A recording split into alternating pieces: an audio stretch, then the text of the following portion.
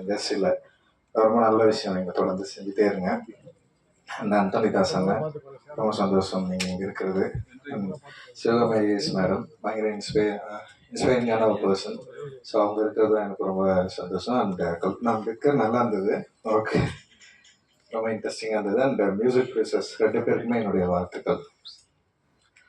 அறிவுக்கு வந்து பிறந்தநாள் நல்வாழ்த்துக்கள் தான். அறிவு வந்து காஸ்ட்லெஸ் கலெக்டிவ் பண்ணுறப்ப தான் ஃபஸ்ட் டைம் நான் மீட் பண்ண அறிவை. உதயா மூலமாக தான் நான் பார்த்தேன். அறிவு வந்து ஃபஸ்ட்டு பாடினதே வந்து அம்பேத்கருடைய அந்த வாழ்க்கை வரலாறு அவர் வந்து பாடினார்.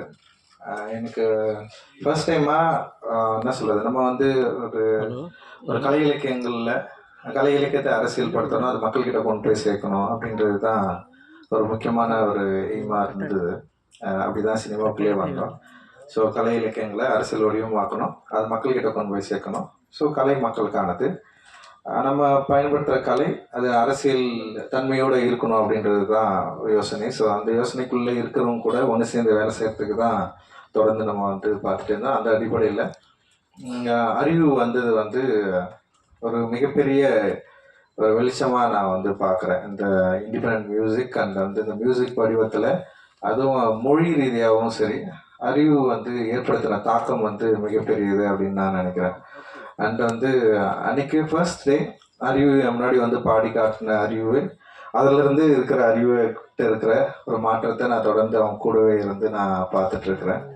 அண்ட் வந்து காலாவில் வந்து ஃபர்ஸ்ட் ஃபிலிம் வந்து அவனுக்கு எழுதினா ஒரு பெரிய சாங் ஒன்று எழுதுனா, அதுவும் வந்து ஒரு போராட்ட பாடல் தான் அது ரொம்ப முக்கியமான பாடலாக இருந்தது காலா திரைப்படங்களில். அண்ட் வந்து அவன் வந்து எழுதின காஸ்ட்லெஸ் கலெக்டிவில் அறிவு எழுதின பாடல்கள்லாம் வந்து ரொம்ப ரொம்ப இன்ட்ரெஸ்டிங்கான பாடல்களை வந்து எழுதியிருந்தான். அண்ட் எனக்கே பாடலெல்லாம் கேட்டு முடிச்சதுக்கப்புறம் தான் தெரியும் அறிவு சில பாடல்கள் அதில் வந்து எழுதியிருக்கான், கான்ட்ரிபியூட் பண்ணியிருக்கான்னு சொல்லிட்டு. ஸோ அப்போ தான் அறிவுடைய அந்த லிரிக் அந்த அரசியல் தன்மையை வந்து கொஞ்சம் கொஞ்சமாக புரிஞ்சிக்க முடிஞ்சது. அண்ட் அறிவுக்கு ஒரு அரசியல் தன்மை இருந்தது. இங்கே என்னை பார்க்கறதுக்கு முன்னாடியே அறிவும் பாபாசாஹேப் அம்பேத்கருடைய கருத்துக்களால் ஈர்க்கப்பட்ட ஒரு மாணவனாக இருந்தது வந்து எனக்கும் அறிவுக்கும் ஒரு பெரிய நெருக்கத்தை வந்து உண்டாக்குச்சு.